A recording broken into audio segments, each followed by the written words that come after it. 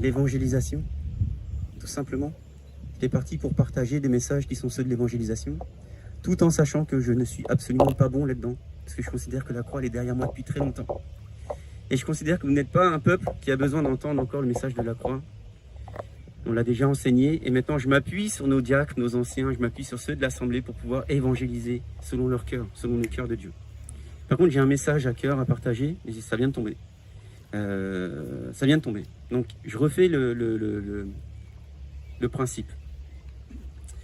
On a Moïse qui est appelé par Yahweh pour sortir son peuple de la prison.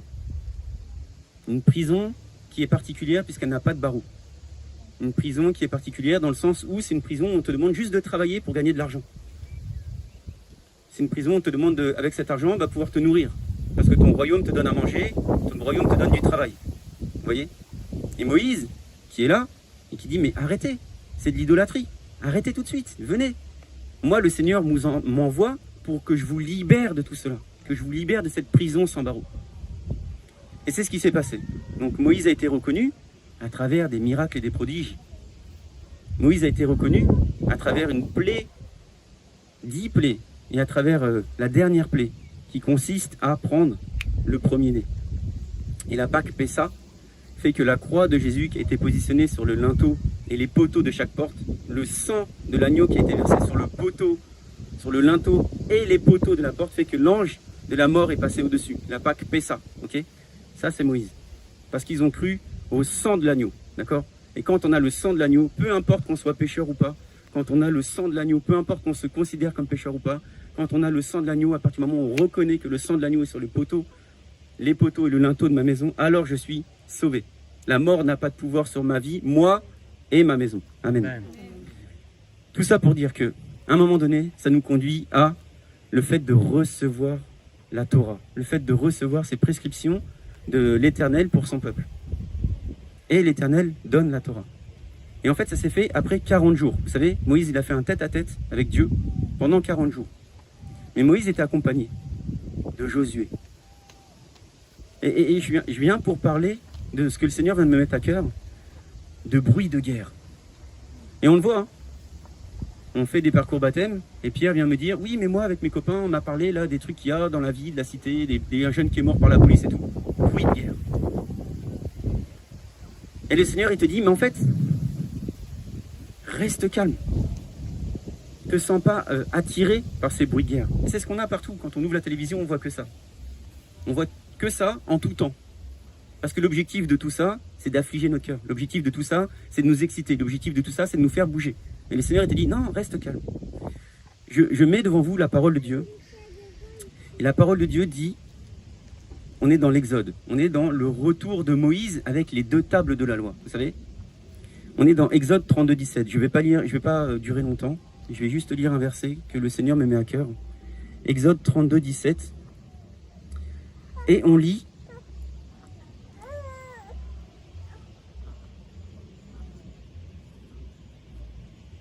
Non, juste un peu en amont, pardon.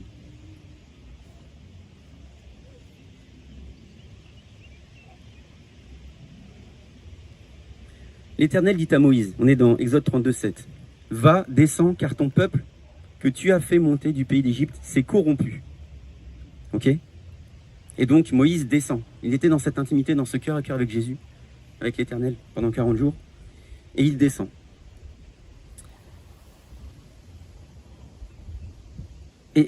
Attendez, je continue. Voilà. Donc, Moïse descend, les tablettes à la main, avec son serviteur Josué. D'accord? Josué, qui veut vraiment dire Jésus. Parce qu'il y a plein de Jésus dans la parole de Dieu. Il y a un seul qui est Christ, Mais il y a plein de Jésus, on a déjà enseigné plein de fois dessus. Mais Josué veut vraiment dire Jésus. Et donc Jésus entendit la voix du peuple qui poussait des clameurs. Et il dit à Moïse, il y a un bruit. Il y a un bruit de guerre dans le camp. Parce que Josué, qui est dans la présence de Dieu, comme tout enfant de Dieu, lorsqu'il est dans l'intimité de Dieu, quand il entend le bruit, il dit c'est pas normal ça. Vous voyez? Et tout est fait, absolument tout est fait pour faire du bruit. Vous voyez, ne serait-ce que ça là, ça a perdu la moitié de l'attention de tous ceux qui sont installés ici. On fait, ah tiens, il y a du bruit, je vais regarder ce qui se passe. On ne sait jamais des fois qu'ils viennent nous voir, parce que là déjà il y a l'esprit de doute. Vous voyez? Et voilà, et c'est fait exprès. Donc Moïse descend avec Josué, et Josué dit, hé, c'est quoi ça? Il y a un bruit, comme un bruit de guerre. Comme un bruit de guerre. Parce que quand on est dans l'intimité du Seigneur, et lorsqu'on loue son Seigneur, et lorsqu'on adore son Seigneur, alors nos oreilles ne supportent plus le bruit du monde. Nos oreilles ne supportent plus les bruits du monde et les mensonges du monde. Il répondit, on parle de Moïse, ce n'est ni le bruit d'un chant de victoire, ni le bruit d'un chant de défaite, mais c'est le bruit d'une chanson que j'entends. Je mets devant vous le fait que tout, absolument tout ce qu'on entend n'est pas fait pour louer l'Éternel. Tout ce qu'on entend, pub, radio, ce qu'on entend dans les RER quand les mecs ils mettent leur son à fond, etc., rien n'est fait pour louer le nom de Jésus.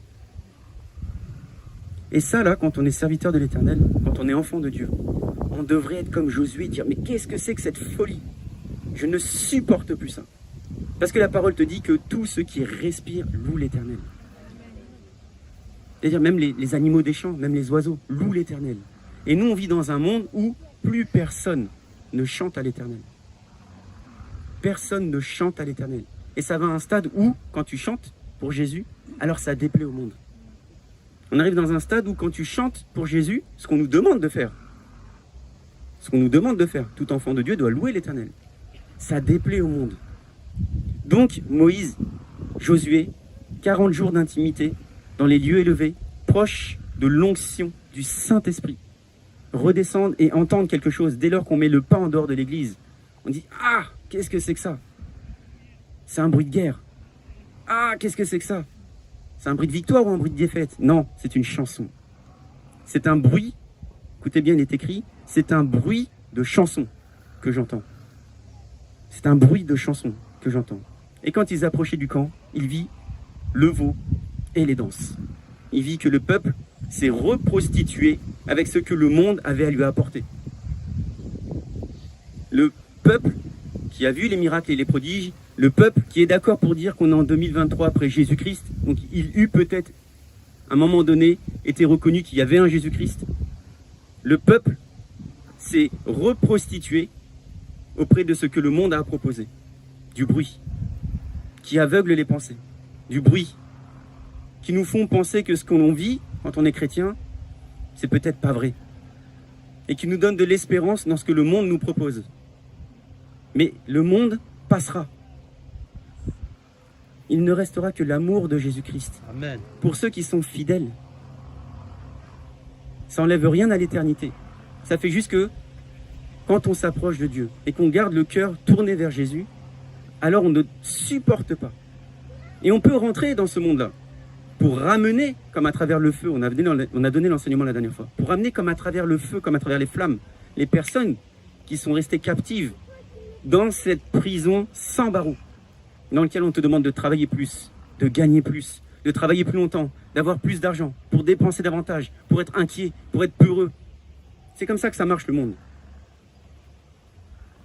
Et quand je mets en parallèle ce verset avec ce qui est écrit dans Matthieu 24, 6, j'aimerais que ça résonne dans votre esprit. Nouveau Testament, Matthieu 24, 6. Il est écrit, c'est Jésus qui parle. Vous allez entendre parler de guerre et de bruit de guerre. Josué descend de la présence de Dieu et dit, c'est quoi ça? C'est un bruit de guerre. Et Moïse dit, non, non, non, non. C'est pas encore un bruit de guerre, ni de victoire, ni de défaite. C'est juste du bruit de chanson. Mais là, Jésus dit, vous allez entendre parler de guerre et de bruit de guerre.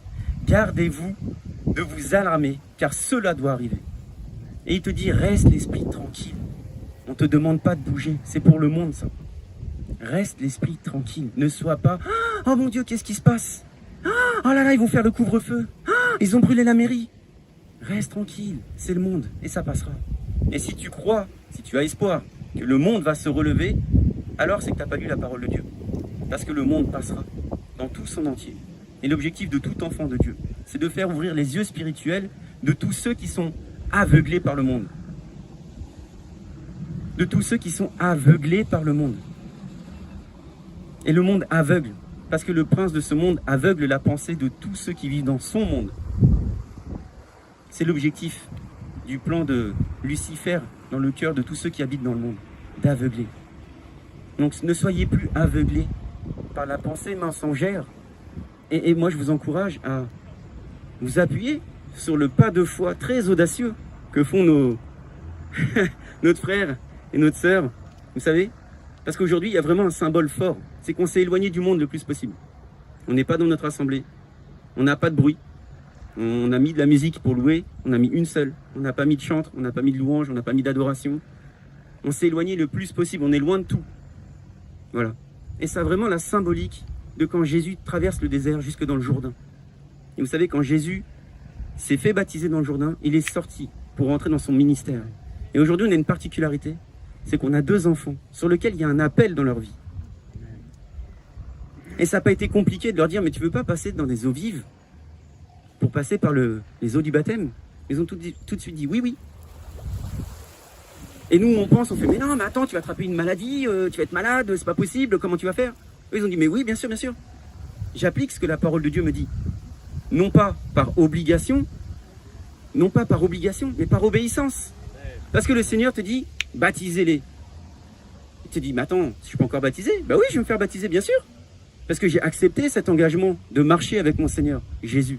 Parce qu'il est un Dieu d'amour et je le ressens.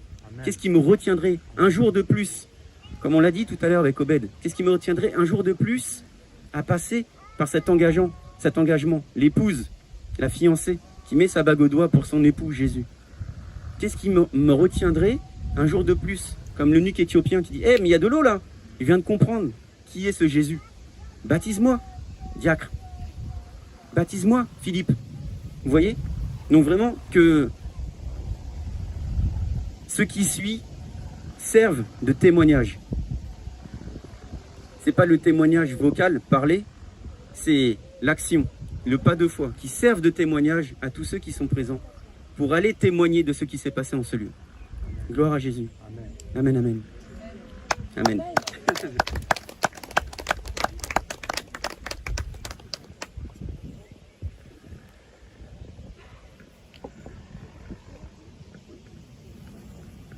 Amen, amen.